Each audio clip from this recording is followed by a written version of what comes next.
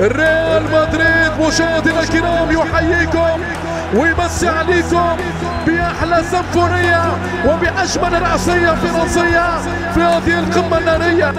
قالوا عنه نادي البطولات فرفعت يدي موافق، وقالوا فريق النجوم فأشرت براسي صحيح، قالوا نادي القرن قلت نعم فسألوني باستغراب هل أنت دائما هكذا موافق؟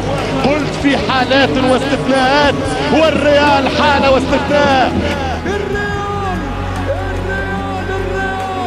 الليلة بثوب الأبطال، احكم يا الملكي محكمك في الكتالونيا، انت سلطانك.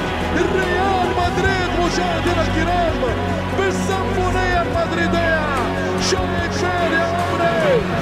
رونالدو جول راموس، سيرخيو راموس. مش معقول مرة السيناريو مهبول، سيناريو مجنون يا الملكي.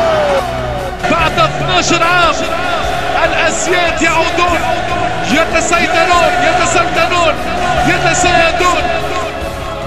الريال الليلة بثوب الأبطال، احكم يا الملكي محكمك في الكتالونيا، انت سلطانك. الريال مدريد مشاهدينا الكرام بالسيمفونية المدريدية، شيء كبير يا عمري. سامحني يا مدريد، كنت مستحيل الريمونتادا في وقت من الأوقات. اعذرني يا الميرينجي، لم أقرأ تاريخك جيد، لم أستدل بأرشيفك كثيرا، لم أعرف أنك لا تستسلم، لم أعرف أنك الملكي. مدريد، ريال، ميرينجي، سميهم كما شئت، فالعنوان واحد. إذا فما ناس تحب تدخل التاريخ فأنت التاريخ ولسه يا الأبيض. الملكي ملكي مهما صار وكان، ريال مدريد سلطان وحاكم الزمان.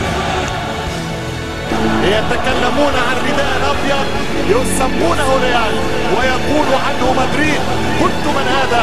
قالوا رداء أبيض يخطف الأبصار، متعة للناظرين. فيه رونالدو ومن قبله دي ستيفانو، وكم كان كبير يلعب فيه مارسيلو وسابقه ماركاماتشو، وكم كان عنيد. سأكتفي بنطق هذه الأسماء. يتكلم عن اسم ومجد وتاريخ، اسمه الريال وكنيته الملكي. يا ريال يا بطل الأبطال، يا ريال يا حكاية أجيال وأجيال، يا ريال يا خيال كل الخيال، كل الأوصاف شوية عليك، تاريخك